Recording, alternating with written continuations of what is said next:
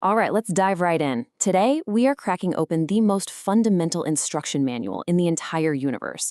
We're talking about the universal code that writes the story of every single living thing, from the tiniest microbe all the way to you and me. So let's unroll this blueprint and see how it literally builds life itself. Okay, so let's start with a little puzzle. What could possibly connect you, the tree outside your window, and a single microscopic bacterium? I mean, they look and act completely different, right?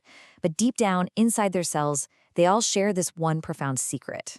And that secret is this. They are all built using the exact same secret code. This beautiful, elegant molecule you're looking at is deoxyribonucleic acid, or as we all know it, DNA. It's the universal blueprint for all known life. So, what does this blueprint actually do? I mean, what does it build? Its job isn't just to sit there and look pretty, it contains the active instructions for constructing the most complex and vital machinery on the planet you. At its very core, DNA's whole purpose is to store the instructions for building proteins. These instructions are neatly organized into segments we call genes. And proteins? Well, they're the tiny machines that do pretty much all the heavy lifting in our cells. So think of it this way. DNA holds the plan, but the proteins actually build the house. Now imagine for a second trying to fit an entire library's worth of books into a space smaller than a single grain of dust. It sounds impossible, right? Well, that's the exact challenge every cell faces with its DNA. And it turns out, life came up with two very different strategies to solve this crazy storage problem. First up, you've got the prokaryotes, like bacteria. You can think of them as the minimalists of the cellular world. Their DNA, usually just a single circular chromosome, just kind of floats freely inside the cell's main compartment, the cytoplasm. But then you have eukaryotes, and that's us, plants, animals, fungi, and we are way more organized. We use a dedicated room, a safe, called the nucleus, to store our many linear chromosomes. And you can really see the difference here. The prokaryote has this sort of open plan office approach. It's simple, it works. But the eukaryote, that's a secure, organized library with all its precious information neatly filed away and protected inside that nucleus. So how on earth do eukaryotes pack all that information in there? Well, this solution is just incredible. The long strands of DNA are wrapped around these spool-like proteins called histones.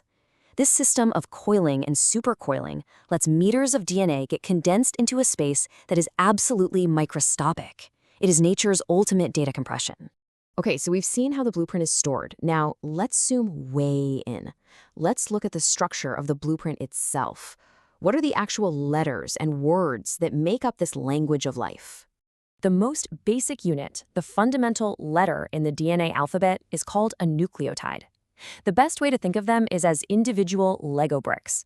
They're the pieces that link together in these incredibly long chains to form the entire DNA molecule. And every single one of these nucleotide bricks has three parts, a phosphate and a sugar, which together form the backbone of the DNA strand, and a nitrogenous base. Now, this base is the crucial part. There are four different types, A, T, C, and G, and the specific order that they appear in, that is the genetic code. Now, the puzzle of how these pieces all fit together was famously cracked by Watson and Crick. They made two huge discoveries. First, they figured out that DNA forms a double helix, which is kind of like a twisted ladder. And second, and this is key, the rungs of that ladder follow a super strict rule. The base A will always pair up with T, and C will always pair up with G. And this simple pairing rule is what creates that iconic, elegant double helix. The two strands are perfect complements of each other, making a molecule that's incredibly stable and can be copied with amazing accuracy. It's a structure that is just perfectly suited for its job, safely storing the instructions for life. Okay, so we have the entire cookbook, the whole blueprint. But what makes up a single recipe? Let's talk about what we really mean when we talk about one single instruction or a gene. A gene is exactly that. It's one specific section of the DNA blueprint that holds the instructions for building one single protein. So if the entire chromosome is a massive cookbook, then a gene is the single, precise recipe for making, say, chocolate cake. Now, with a system this complex, you'd probably expect mistakes to happen sometimes. And you'd be right, they do. So what happens when there's a typo in the blueprint? Well, these changes to the code are what we call mutations. Simply put, a gene mutation is any change in that precise sequence of A's, T's, C's, and G's within a gene. It's basically like a spelling error in a really critical instruction. And these typos come in a few different forms. For instance, a substitution just swaps one genetic letter for another. It's a simple typo. But something like a deletion removes a letter entirely. Now, that might seem like a small change, but as you're about to see, it can have much, much bigger consequences for the final message. And here's why the type of typo matters so much. A simple point mutation might just change one word in the final protein, and sometimes it has no effect at all.